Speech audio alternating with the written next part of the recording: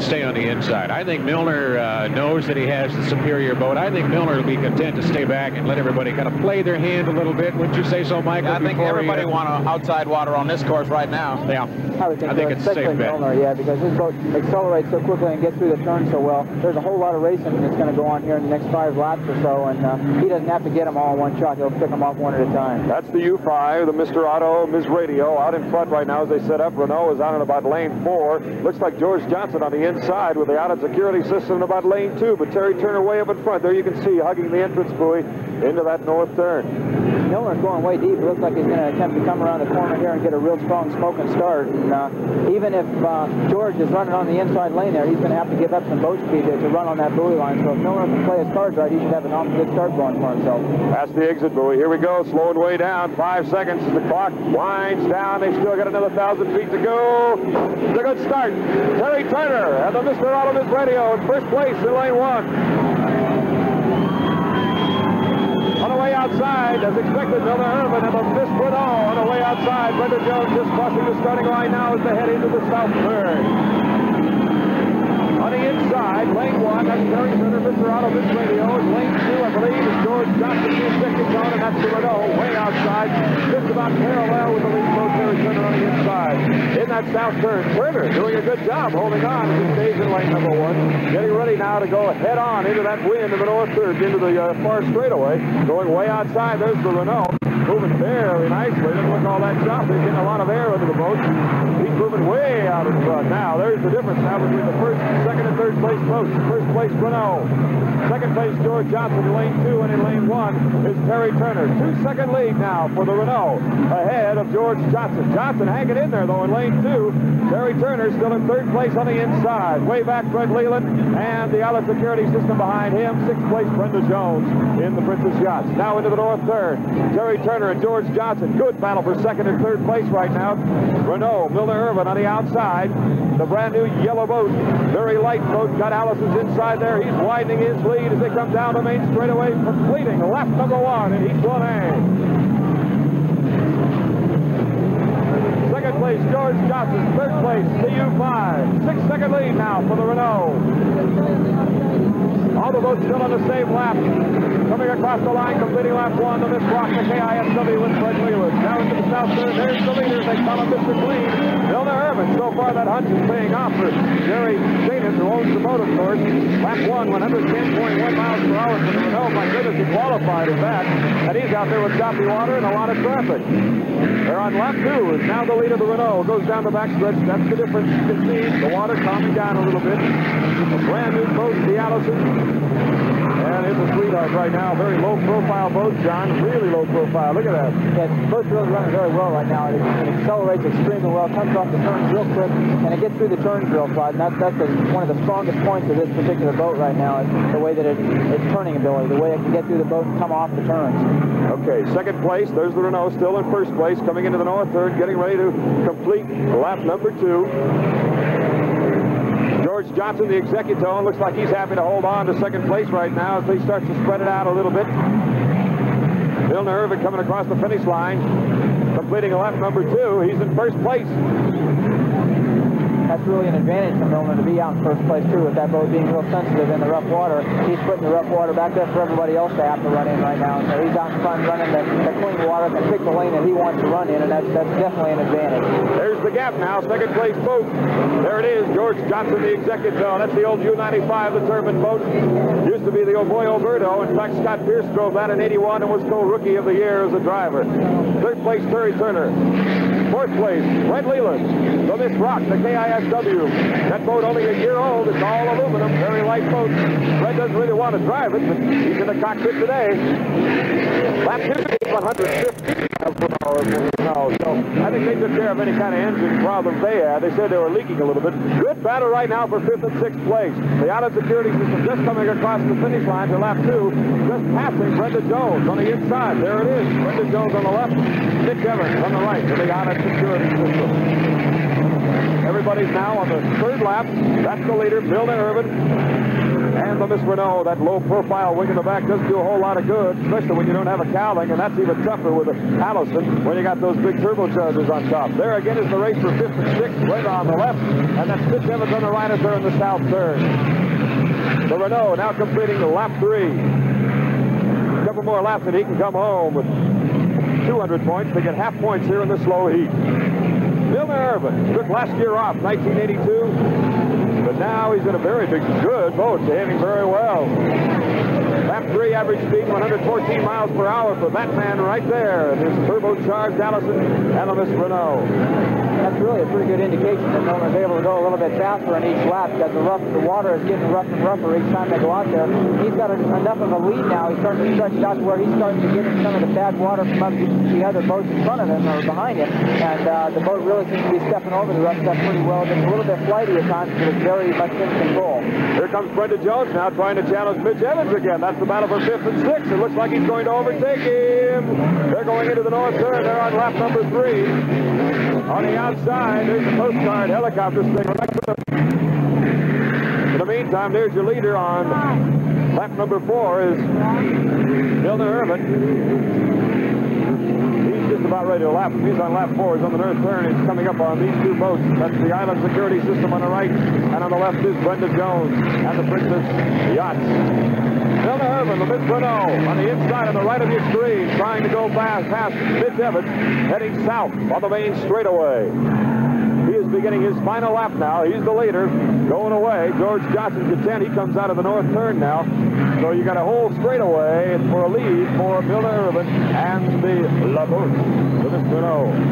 Lap 4 speed, 111 miles per hour. Well, this is going to be a cakewalk for the Renault. This kind of thing keeps up. You got somebody going down and the Island Security System down in the south third has turned into the infield and has gone dead in the water. In the meantime, there's George Johnson completing lap 4, about to go after the final lap of the race now. Fred Leland. He is in 4th place. Terry Turner now in the U5 coming across the lane straight away. He's okay. He's waving. Now that means he needs assistance right away, right? That the boat might be sinking or there might be a fire. Yeah, if he's waving an object or something, that indicates that he's definitely got a problem. If he's just waving his hands, that indicates that he's okay. But he's got something in his hand. Somebody better get over there in a hurry. Okay, now, this, of course, is the leader, Milner Irvin. Let's keep an eye now on Mitch Evans down there in the south third of the infield because, as he said, when you wave an obstacle, that means he needs help right away. Milner Irvin, he's on his way. He's going to get the first place. He's going to get the victory in Heat 1A. Milner Irvin, the Renault winner, Heat 1A. A very impressive performance by that very light boat on a very choppy day. Not as bad as it was earlier, but the Renault is going to pick up first place. Second place, well, this is Nick coming down the main straightaway. There's George Johnson going into the north turn. He'll finish second place. We've got a flare up in the air. We got a boat evidently that's in serious problem. Let's see, let's look over there again towards the Island Security System down in the south turn. It's on the infield. There we go. There must be obstacles or something that's called for the halt of this race. We have the red flare shooting out. Mike, Steve, can you see anything better from down there? Actually, we can't really see anything better except for the fact that the Island Security is riding very low in the water. The divers have just gone off the boat there. You're seeing as much as we can see as well. And they're trying to get some lines on that race boat right now. It appears, Mike, that one of those divers jumped into the water. I believe he had one of the flotation bags that they utilize with him. That's a possibility. Right, the boat is taking on water, and as a matter of fact, the transom is now under. Yeah, in fact, they do have that flotation bag, which they look to be attaching to the engine or some stronger portion of the structure of the boat. It does look very, very low in the water right now. They've got it underway. Mitch is standing on the boat, though. That indicates that the driver's okay, and it is definitely a problem with the boat and not with the driver. Yeah, that's right, John. And as a matter of fact, the boat is under tow now, and they're moving it. That means the water will start coming out of the hull, and the flotation collars will take it from that point forward. So it looks like they've secured the problem on the Island Security. Now, nevertheless, we do have an official race, correct? Because we did complete more than 3 laps, right? Yes, that is correct. That is okay, correct. We'll get the official placements in just a minute. The unofficial average speed for the Renault, my goodness, 113.4 miles per hour. He averaged in a heat a faster speed than, of course, than when he qualified at 110. Now we have red smoke up here at the north turn. Of course, I think that's just alerting the drivers that the race is over, that we have problems, and of course the Miss Rock has gone dead in the water of the main straightaway, but the race is over now as far as Heat 1A is concerned. We might mention too that the Miss Island Security System just borrowed a brand new prop from the Kenny Toyota this morning, a 3-blade, hoping to keep the rear end up and better yet keep the skid pin in as you see Terry Turner coming in. From all the indications that we have with you know, the boat sinking and the way that he pulled into the infield right there, they may be only be able to give half of that propeller back. That's what I was wondering. Maybe they lost a blade and a hole in the back end, and like you said, it was sinking. Perhaps one of the overlooked items in that heat, one that did not escape Steve Reynolds' view, though, was that twin set of Otto engines running that boat for Terry Turner. The U5 Mr. Otto looked awfully good there, very strong. I thought so too. I was impressed. I thought Terry was in good position and made a good strong run down that first straightaway. In fact, he held the lead until he came out of the first turn, and then it was the superior accelerating ability. The engine you're hearing, guys, is the Fred Leland and the Miss Rock starting up here at the start-finish line and heading back to the pits.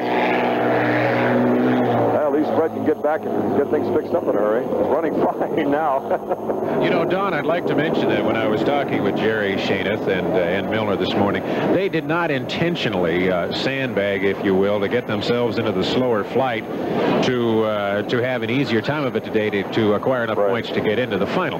Primarily, the reason they qualified as slow as they did, Milner said that they're rather limited on equipment. They have one good, strong engine that they're running now, and possibly one more that they could put together. So they would. Let's go down to the winner's circle. Tony? Thanks very much, E. Milner Irvin, the winner of this first heat. Tell me, first of all, the choppy waters out there didn't bother you at all. You ran pretty nicely at 111. Tony, it's pretty rough out there, though. I didn't realize it. Of course, I was running in some wakes on the boats in front of me, so as I was catching them, it got a little bumpy, though. The boat has been highly touted here. Does that put a little pressure on you? You're supposed to be one of the 3 that can win this thing. Oh, I don't think so. We're doing about what we wanted to do. We needed to run not too hard in this first heat. Trying to get, we've got to make an adjustment now. Our air dam on the front's too much, and I was banging down awful hard, and then it was flying on the back straightaway. So we know now we got to take part of the air dam off or part of this fence off. So that was one of the things we wanted to find out. We had a limited amount of testing, so we found that out. Okay, well, you're in the final. You got certainly a little time before that takes place. What does a driver with a real shot at winning this thing do between now and the time that race takes place? We're going to get back with the crew and go over some of the things that I saw out there and try to make it run a little better. That's not quite fast enough to run with the big boys. Well, I'm not trying to put pressure on you, but nice job, and a lot of people looking for you to win it. Thank you, Tony. Thank you very much. E. Milner Irvin, the winner of the first heat today in the Renault. We will be sending it back to Pit Central. Boy, is he cool, calm, and collected, though, Tony, huh? Wasn't that nice? There's a fellow who just doesn't really talk very much. He's just very, very meticulous about what he does. Luke Gallows has number 2. Number 2 is the executone, George Johnson. Now, we've been talking about the rough conditions of the water all day since this morning. It appeared when this heat started that it was actually a little bit better, but you say that's not the case. Well, it was better at the start, but then once all the boats got out there and started turning up the water and you get it bouncing off the logs and stuff, it was sloppy. It wasn't unsafe or anything, but it was just kind of miserable. Okay, how about your run? Were you happy with it? Well, we'd rather been where out there where Renault was, but I guess we got a couple more to try and get up with them there. Okay, as soon as you got off the boat, you started talking about you were having some problems. What exactly were you having, and what are you going to try to do between now and your next run? Oh, we'll probably make some adjustments on the wing or something, try and get the boat glued down a little bit more. You're flying. Oh, a little bit. Not real bad. It's a lot better than it has been, though. We feel it feels good, but it could be better. Okay, now, one last question before we throw it back to Pit Central, and that is, was the water different than you expected in the race, or was it as rough? I'm trying to get a gauge of how rough it really is, because everybody before the race day started said this is the roughest they've ever seen it so far on the circuit this year. Is that true? Oh, it's rough. There's no doubt about that, but it's not bad. I mean, it's Detroit's always miserable, and you know, I'd say it's enough hard. Well, if you come in second, I guess it's okay. Yeah. Well, next time first. Okay, thanks, George Johnson. Back to Pit Central. There's always one rougher course, Steve Reynolds, Detroit. Always one rougher course, and that's Detroit. Bill Munsey called that the dirty pond, and it's... You know, Bill used to say, you never win in Detroit, you just survive. Just survive. It's pre-recorded. And that's a shame, because these guys have worked, like we said earlier, 4 years just to get the boat qualified for the first time. The race is on, as you can see. John, Steve, Mike join in here. Oh, this is heartbreaking. It really is tough for them. These guys have worked really too hard to have to go through something like this, and finally got the boat running to where it was performing reasonably well. And now to have to put it back on the trailer all wet like this, they deserve better than this. I agree. It doesn't necessarily mean that they're out of the race, though. If you remember last year. Do I ever? Yes, and so do I. That, okay, it seems, Lou? Yeah, Steve, our live picture is a little bit different from the tape one we saw just a moment ago. The boat is completely submerged now. Only the bit of the tail fin is above water. There are about 4 divers underneath the boat trying to affix the more flotation devices, I imagine. Even driver is down there, too. Some members of the Squire Shop camp have run over to kind of help out. Jerry Zubich is there. This boat rammed into the dock as it came in, and in fact, you can see one of the workers, or one of the crew members, in fact, I don't even think it is a crew member, I think it's just somebody that came running down there, is holding the front end of the boat while laying on the dock. This boat is underwater, and it is trying to go down further. They've attached the crane, but they cannot get the rear part of the crane attached to the boat. That's the problem they're having now. 3 members of the crew are also underwater, and now see they're unhooking the crane because they can't get it hooked on the back of the boat. We're going to try to get the driver over here and ask him what happened, too. Let me throw it back to you so I can try to do that. Okay, excuse me, guys, but we should mention, too, it's double tough because for the sling up in the cockpit, the hooks are inside the cockpit, making it doubly tough to hook them up. Plus, now the boat is so low, the crane can't reach down, so now what? The flotation, they've got to get it up high enough for the sling to be hooked up with a crane? The whole episode brings to mind a question, and that is, when a boat is obviously disabled out in the water, and as soon as flotation is affixed to the boat, it is therefore saved out in the deeper stretches. They get it into the pit area, they have to stop. They no longer have the momentum that keeps the water out of the race boat. We don't seem to have a real good way of getting it hooked and out of the water as quick as possible. Well, sometimes they lose them right there at the dock. Don? Yeah. Don, look at it now. There is no part of the boat that is above water. Yeah, just the wing. From where we are, I'm standing right from this camera angle here. All I can see is the flotation device. The boat, the front of the boat, used to be visible in front of us. It is so far underwater that we cannot even see it. Part of the problem may even be that flotation device. They probably end up having to attach that to the rear lifting eyes, and it's in the way now of getting the sling on there, so it just causes some more problems. That is, by the way, as deep as the water gets there, so it's not going any further. But well, yeah, and plus the water is much higher this year. I bet it's a good 2.5 feet higher for this time of the year in Lake Washington. As Bob Gillum used to say, because he saw a lot of his boats do this is a very unsanitary situation. Yeah, it's changed a lot. I got to admit, Rick Bowles, the owner of this boat, and one of his crew members, George Vannevar, I played football with in college, and I've been rooting for him for 4 years, and this breaks my heart as well as those guys. But I got to tell you, though, when they did hook up in a little bit of dicing with Brenda, even though it was for 4th and 5th, Seth Landau was here on the tower with us, and he was watching the situation. And I think they got their money's worth today as far as excitement we're concerned. Here's a little bit of the action that took place.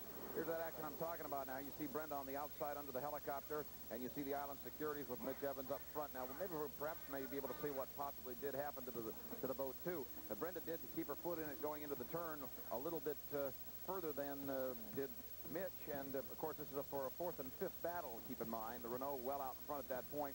There's some pretty tight dicing, though, and for a race driver, Steve, of course, that's just plain exciting, isn't it, regardless of the speed. Oh, indeed it is. You know, as we noticed, as we see coming down here, Mitch did a pretty good job of keeping Brenda off his hip, but then the boat just seemed to lose power and go down. I can remember 2 years ago, Steve, when... okay, let's go to Lou. Well, yeah.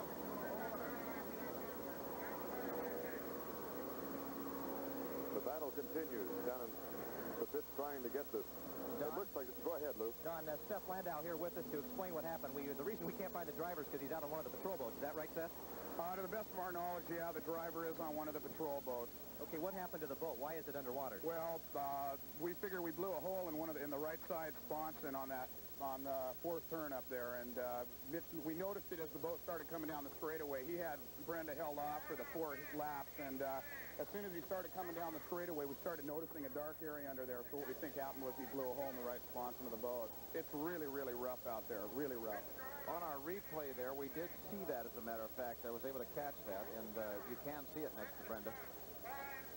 We do have the driver now, Tony Ventrella.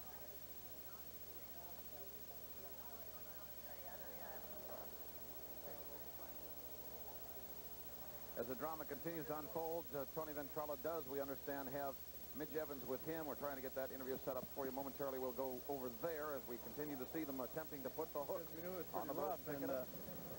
These things happen. Heat 2A will start at Tony, if you can hear us, try to have Mitch give us another explanation. We didn't pick it all up. Yes, I can hear you, and Mitch is being interviewed right now by the tower. We're going to ask him to... The boat's working really well. I think we can get it repaired and hopefully get back out there, just barring any other minor problems. But, yeah, the boat's working real well. In just a minute, we're going to ask him about the incident, about his hand, and he just mentioned, of course, that the boat is obviously wet. They're going to try to get it back out. Utah, that the people use in protracted pulling, and it's an experiment for them as well as us, and it turned out to work real well in our advantage. What Mitch is talking about is that Ellison engine that they have in there. It's a slightly different version. Some engineers out of Utah have tried to find more horsepower. Right, we've got a real good crew, and they're going to get right after it, so we'll see what we can